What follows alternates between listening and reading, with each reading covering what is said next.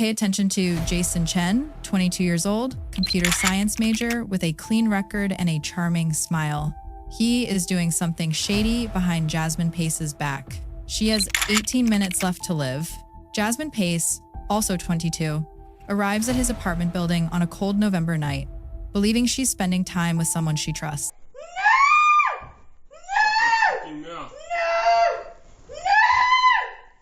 On this day, Jasmine wants to spend a quiet evening with her boyfriend. On this day, Jason has already made his decision. This is the story of 72 hours that changed everything. Jasmine Pace wasn't just another college student trying to find her way. She was the heartbeat of her family, the one person everyone turned to when life got hard.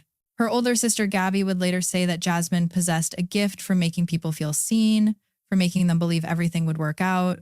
At community college in Chattanooga, Tennessee, Jasmine juggled classes with dreams of building a future that included children of her own someday. Those who knew her best called her Jazzy. The nickname fit perfectly. She moved through life with energy and warmth, fiercely protective of the people she loved. Her two nieces adored their aunt, and little Waylon, her godson, lit up whenever she walked into a room. Jasmine collected cats the way other people collected memories, 4 of them, each one rescued and cherished. But November 2022 hit her family hard. Her grandmother lost a battle with cancer, and grief settled over Jasmine like a heavy coat she couldn't shake off. Those closest to her understood that she sometimes needed space to process her emotions, moments when she'd pull back from family gatherings to work through her sadness alone. Nobody questioned it when she occasionally went quiet for a day or two. That pattern of grief would become the perfect cover for something far more sinister. Katrina Pace expected her daughter home for Thanksgiving dinner. The family gathering was planned, the food prepared, and Jasmine had confirmed she'd be there. Then came the text message on Thanksgiving morning. Short, simple, unexpected. Jasmine had decided to spend the week with her friend Emma instead. She needed time away from family. Given her recent loss, Katrina swallowed her disappointment and tried to understand. But then came the Facebook post. "Enjoying Thanksgiving with my baby," it read, accompanied by a photo of Jasmine in revealing clothing. Katrina's first reaction was surprise. Her daughter never posted photos like that. Jasmine was private, modest, careful about her online presence. Something felt wrong, but Katrina couldn't quite identify what. Travis Pace, Jasmine's father, saw the photo and his blood ran cold. The tattoos were missing. Jasmine's distinctive ink covered her right arm, a timeline of her life marked in permanent art. Each tattoo had been added months apart, making them impossible to miss. In this photo, her skin was blank where elaborate designs should have been. This wasn't a recent photo. This was someone pretending to be Jasmine. Katrina immediately called Emma. Her daughter wasn't there, had never planned to be there. Every text message claiming Jasmine wanted to be alone was a lie. Multiple friends and family members had received similar messages, all stating that the 22-year-old needed space, needed time, needed everyone to back off and let her grieve in peace. Nobody had actually spoken to Jasmine in days. The family didn't wait for permission. They searched immediately, driven by a mother's instinct that something terrible had happened. Katrina accessed the My Chevy app on her phone, a GPS tracking system installed in Jasmine's white Chevrolet Equinox. The vehicle sat in a parking lot at Signalview Condominiums on Mountain Creek Road. Jasmine didn't know anyone who lived there. By the time they reached the SUV, darkness had fallen on November 26th. 4 days had passed since anyone saw Jasmine alive. The driver's seat had been pushed far back, adjusted for someone much taller than Jasmine's petite 5'2" frame. Inside, they found her belongings scattered, evidence that whoever drove the car last wasn't Jasmine. Katrina called 911. Chattanooga police arrived, took a report, and essentially did nothing. The officers' response would haunt the investigation. They explained that Jasmine was an adult. Adults have the right to disappear if they want to. There were no clear signs of foul play. They wrote down information, exchanged contact details with the frustrated parents, and left. Katrina and Travis stood in that parking lot, abandoned by the very system designed to protect their daughter. But Katrina refused to give up. She contacted their cell phone provider. Jasmine was on the family plan, which granted her mother access to phone records. The call log revealed something crucial. No calls had been placed from Jasmine's phone in days. Every text message, every Facebook post, every attempt to make people believe she was fine, They all happened while her phone sat silent. One number appeared repeatedly. On the night of November 22nd, Jasmine had connected with someone for over 71 minutes. Katrina called the number with police present, hoping for answers. Jason Chen answered. He was a computer science major at the University of Tennessee at Chattanooga. He and Jasmine had met on Bumble several months earlier. Their relationship was casual, not serious enough for Jasmine to introduce him to her parents. Neither Katrina nor Travis had ever heard his name before this moment. Had Jason heard from Jasmine? Was she okay? Did he know where she might be? His answer came quickly. Too quickly. He hadn't talked to her in days, he claimed. When they last spoke, it was only for a few minutes. Katrina knew he was lying. She was holding the phone records in her hand. 71 minutes. Over an hour of conversation on the night Jasmine disappeared. He would remember talking for that long. Anyone would remember a call that lasted more than an hour. But Jason Chen claimed he barely spoke to her. The officers present heard the lie. They heard Katrina explain the phone records. They heard a mother begging them to investigate this young man who was clearly hiding something. The police response? They did nothing. They left the desperate parents standing there, knowing that the one person who might know where Jasmine was had just lied directly to them. Katrina and Travis were on their own. The frustrated parents returned to searching through Katrina's phone, looking for anything they might have missed. Then they found it. A text message they hadn't noticed before, sent from Jasmine's phone in the early hours of November 23rd. No words, no explanation, just a dropped pin showing a location. 110 Tremont Street, an apartment building. The message arrived at exactly 2 a.m. Jasmine had never sent a message like this before. She'd never dropped a random location pin, especially not in the middle of the night. But here it was, possibly the last thing she'd tried to tell them before something terrible happened. The next day, Katrina and Travis went to that address. They knocked on every door in the building, desperate for information. Most residents answered. Most had never seen Jasmine, but apartment 2 to 10 remained silent. Nobody home, nobody answering. Then neighbors started sharing what they'd heard. A loud disturbance had erupted from that unit around 2 a.m. on November 23rd. The timing matched Jasmine's dropped location pin exactly. Screaming, running, chaos in the middle of the night. Somehow, and accounts vary on exactly how, Katrina and Travis made their way inside apartment 2 to 10. A notebook by the door revealed the occupant's name, Jason Chen. The same Jason Chen who claimed he hadn't really talked to Jasmine. The same Jason Chen who lied about 71 minutes of phone conversation. The small apartment was open concept, kitchen flowing directly into the living room. A hallway led to the single bedroom and bathroom. Most of the space was visible immediately upon entering. On the kitchen counter sat a small travel bag. Jasmine's bag? Travis searched through a desk drawer and found his daughter's driver's license and credit cards. He pulled them out deliberately, leaving them in plain view. Evidence that Jasmine had been here. Proof that Jason Chen had lied. Cleaning supplies covered multiple surfaces throughout the apartment. Someone had been working very hard to scrub something away. Chattanooga police were called again. Officers arrived, spoke with neighbors, took statements, and left. Still no search warrant, still no real investigation. Katrina watched them drive away, fury and desperation mixing into something that would drive her actions over the next several hours. She went back into that apartment. Not once, not twice, multiple times over the next several hours, Katrina Pace entered Jason Chen's residence and removed items. Notebooks, electronics, cell phones, a camera, an iPad. Anything that might tell her where her daughter was. She wasn't waiting for police permission anymore. She was doing their job for them. Travis searched outside the building while Katrina gathered evidence inside.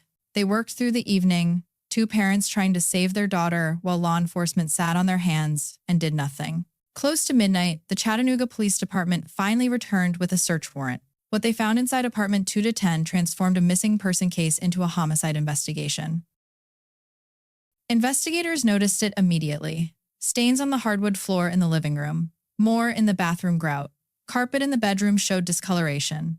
Spatter marked the doors and bathroom walls. The abundance of cleaning supplies suddenly made terrible sense. Outside the building, police recovered 2 white sneakers and blue trousers that had been concealed among refuse. Inside the apartment, fragments of broken glass littered the living room floor. Furniture had been moved around, drag marks visible on the carpet where heavy items had been repositioned to cover something underneath.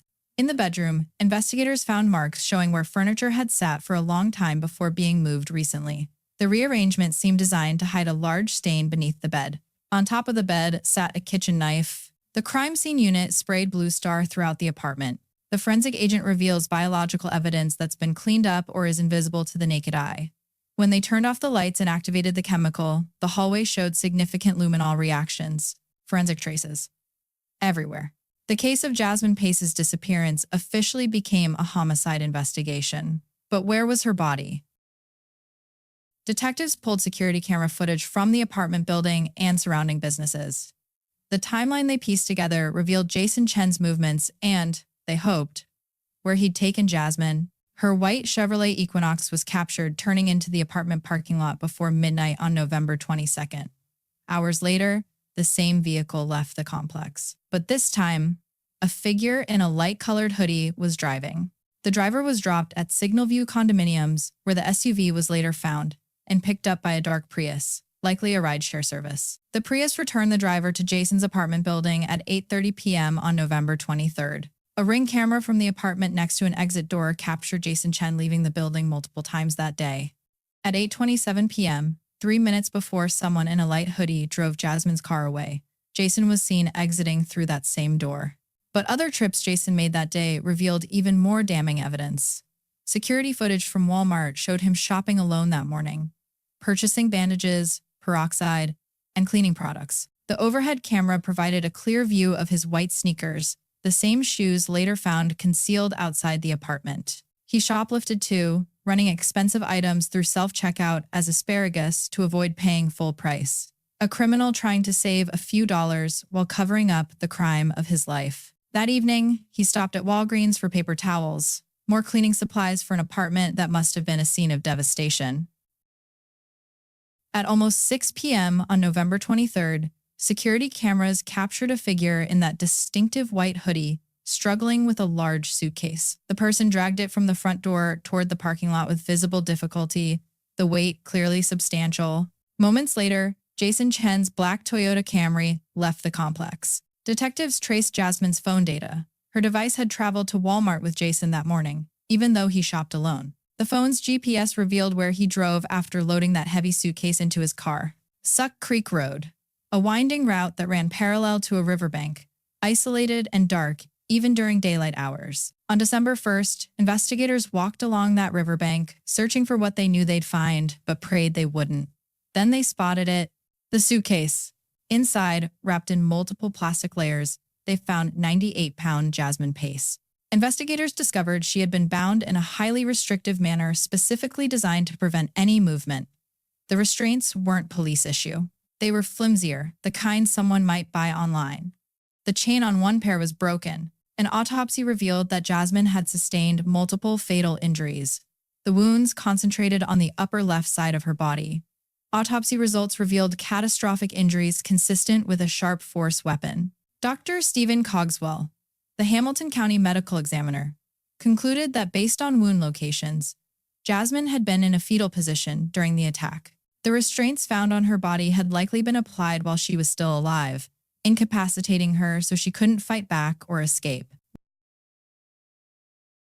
Jason Chen was arrested on November 29th at his parents' home in Nolensville. Officers noticed lacerations on his right hand and feet, injuries consistent with a violent struggle. A search of his room revealed a black backpack containing handwritten notes. Jason had been preparing his story, rehearsing what he'd tell police. The notes claimed he'd last seen Jasmine on November 19th. They'd spoken on the 22nd. He wrote that she had a history of running away, that an ex had a restraining order against her, that she'd been homeless. He even suggested her mother might be an alcoholic, all of it designed to paint Jasmine as an unpredictable runaway nobody should worry about. Inside a glasses case in his backpack, detectives found Jasmine's SIM card. He'd removed it from her phone, trying to control any communication that might reveal what he'd done. His own phone data told the real story. A photo of Jasmine in his bathroom taken the night she disappeared, screenshots of text messages he'd gotten from her, though the actual messages had been deleted. On the morning after the fatal event, he sent her a photo with the message, "Slept like a baby." The photo's metadata revealed it was taken 2 years earlier. Later that day, he texted her again, "Hey, Are we still good for dinner tonight? Pretending she was alive, creating a digital trail to support his lies. When Jason Chen's trial began in January 2025, his defense attorney shocked the courtroom on day one. He didn't fight for his client's innocence. Jason Chen took Jasmine Pace's life, attorney Josh Wise told the jury. But he didn't do it with premeditation. The strategy was clear. Jason faced life without parole if convicted of first-degree homicide. His only hope was convincing the jury this was voluntary manslaughter, a crime of passion committed in the heat of the moment. The defense presented a scenario that seemed almost insulting in its simplicity. Jason and Jasmine had been drinking wine late into the night. When Jasmine went to get another bottle, she heard Tinder notifications on Jason's phone. Multiple notifications. She became angry, attacked him with a broken wine glass. He grabbed a kitchen knife from the bedside table where he'd left it after opening a wine bottle earlier and defended himself. Multiple fatal injuries, all defensive. Then, according to this version, Jason panicked. He applied the restraints to make Jasmine's body fit inside the plastic layers and the suitcase. The binding wasn't to incapacitate her during the attack. They were just for disposal convenience afterward. Prosecutor Cody Wamp methodically destroyed this narrative piece by piece. Dr. Cogswell testified about the wound patterns. Jasmine had been in a fetal position, concentrated injuries on one side of her body. She'd tried to defend herself with her left hand, but her right hand showed no significant defensive injuries. Because her right hand couldn't move, it was bound in that highly restrictive manner. The restraints weren't applied after death. They were used to incapacitate her while Jason subjected her to a frenzied attack. There was no alcohol in Jasmine's system. No wine had been consumed for hours before her death. The drinking story was a complete fabrication. Those Tinder notifications that supposedly provoked Jasmine's attack, data from the app showed Jason received exactly 0 Tinder notifications that entire day. Another lie designed to justify the tragedy. Courtney Brewer lived in the apartment below Jason's. She testified about being startled awake around 2 a.m. on November 23rd. A scream. A female voice, distressed and emphatic, but not quite angry. Then, footsteps. Multiple people running toward the front door. 7 minutes later, at 2:18 a.m., Jasmine managed to send her mother that drop location pin. 7 minutes during which she knew she was in terrible danger. 7 minutes during which she tried to escape, tried to survive, tried to leave some evidence of where she was and what was happening. She ran for the door. Neighbors heard it slam. Jason caught her. Then he spent those 7 minutes restraining her, binding her into a position where she couldn't fight back. A position that would allow him to inflict excessive violence while she could do nothing but curl into a fetal ball and try to protect herself with one hand. This wasn't a crime of passion. This was premeditated cruelty. The jury heard 6 days of testimony. They saw the surveillance footage, the phone records, the crime scene photos. They heard about Jason casually playing Call of Duty with friends after the tragedy, telling them he just needed to finish cleaning his apartment first. They learned about him messaging a woman on Tinder hours after Jasmine died, saying, "I guess we're dating now." Defense attorneys tried to raise doubt about crime scene contamination. Yes, Katrina Pace had entered the apartment multiple times before it was officially processed. Yes, she'd moved things, taken electronics, searched for her daughter, while police did nothing. But as one juror later explained, it didn't matter. The defense had already admitted Jason ended Jasmine's life. The only question was whether he planned it or reacted impulsively to provocation. The physical evidence answered that question definitively. Jury deliberation began at 4:15 p.m. They returned with a verdict just after 5. Guilty of first-degree premeditated homicide. During the sentencing phase, Jason's mother made an emotional plea through a translator. "He is a very good child," she said. "He is not a bad person. I pray that the judge and jury will give him a chance so he can go home and restart his life." Defense attorney Wise asked the jury to offer Jason hope of redemption, to let him seek parole when he reached 73 years old. "You're not tasked with forgiving Jason Chen or even excusing his actions," he argued. "You are tasked with ensuring justice, a justice tempered with mercy." The jury deliberated for less than an hour. Life in prison without the possibility of parole. The crime was especially heinous, atrocious, and cruel. It involved prolonged suffering and extreme physical abuse beyond what was necessary to cause death. Jason Chen would die in prison. Looking back at this investigation, one fact stands out above all others. If Katrina and Travis Pace had trusted the police to do their job, this case might never have been solved. The initial police response was worse than inadequate. It was negligent. Officers were called to the Signal View condominium's parking lot where Jasmine's car sat abandoned. They took a report and left.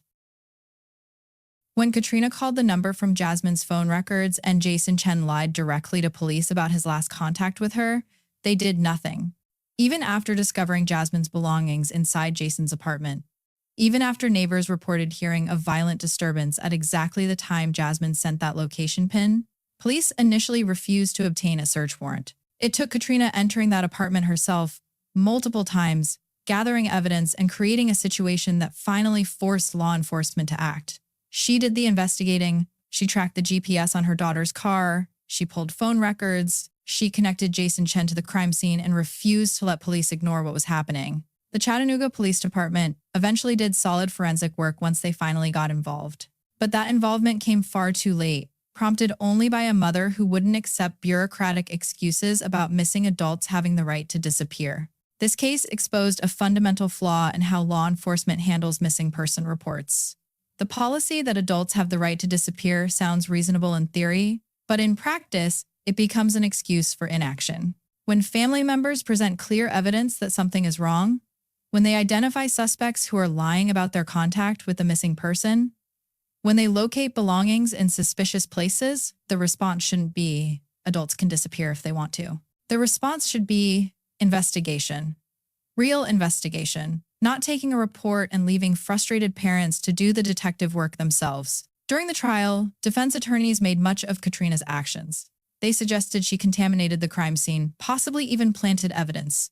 The jury saw through this strategy immediately. Every single person who went into that apartment had a part in contamination, one juror explained later. But it didn't matter on our deliberations because we already knew what was admitted, that he had taken her life. The case against Jason Chen was overwhelming because Katrina Pace refused to wait for a system that failed her daughter from the very beginning. Her actions raise important questions about how we handle missing person cases in this country. How many other families have been told adults have the right to disappear when clear warning signs existed? How many investigations have stalled because police departments prioritize policy over instinct, procedure over common sense? Katrina Pace did what the Chattanooga Police Department should have done from day one. She investigated. She gathered evidence. She connected dots. She refused to accept easy answers when hard questions needed asking. During his testimony, Travis Pace struggled with questions about his ex-wife. Defense attorneys asked about Katrina's honesty, trying to discredit her as a witness. Travis said he had no opinion. The courtroom felt the weight of a family torn apart, not just by the tragedy, but by the investigation that followed. Many family members walked out when Travis testified for the defense. The relationships fractured by grief and legal proceedings may never fully heal. Jasmine's family filed a wrongful death lawsuit against Jason Chen's parents, accusing them of harboring their son and providing money and information while he was the prime suspect and the Pace family was desperately searching for their daughter. But with Jason's conviction and sentencing, at least one chapter closed, justice was served. The man who bound Jasmine Pace in a highly restrictive manner and subjected her to heinous cruelty while she begged for mercy will never walk free again. Jasmine wanted to be a mother someday. Her sister Gabby said she constantly talked about what kind of parent she'd be, how she'd raise her children, the life she'd build for them. She practiced with her two nieces and her godson Waylon, showering them with the fierce, protective love that defined her personality. She collected rescue cats. She showed up for friends in crisis. She never burned bridges or ended relationships badly. Everyone who knew her described the same qualities: clever, smart, brilliant, loving, loyal. She made a point to let people know she was thinking of them, that she loved them. I've known her my entire life, and I've never seen her burn a bridge or have ends with someone badly, one friend said. She just always made it a point to know, for you to know, that she was thinking of you and that she loves you. Jasmine Pace, 22 years old, community college student, devoted aunt, animal lover, friend to anyone who needed one. She deserved a future filled with children and cats and people who loved her back as fiercely as she loved them. Instead, she spent her final minutes restrained and terrified, betrayed by someone she trusted, abandoned by a police force that should have protected her. Her parents gave her justice. They refused to accept official indifference. They investigated when investigators wouldn't. They pushed when the system tried to push them away. They loved their daughter enough to fight for her even after they knew she was gone. That's the legacy of Jasmine Pace. Not just a victim, not just a tragedy, but a daughter whose family loved her enough to move mountains when the people who were supposed to help couldn't be bothered to lift a finger. And that's the truth that should haunt everyone who heard this story. Sometimes the only justice victims receive is the justice their families demand. Sometimes the system fails so completely that ordinary people have to become their own investigators, their own advocates, their own heroes. Katrina and Travis Pace did exactly that. They saved this case. They got justice for Jasmine. And Jason Chen will spend every remaining day of his life behind bars, exactly where he belongs.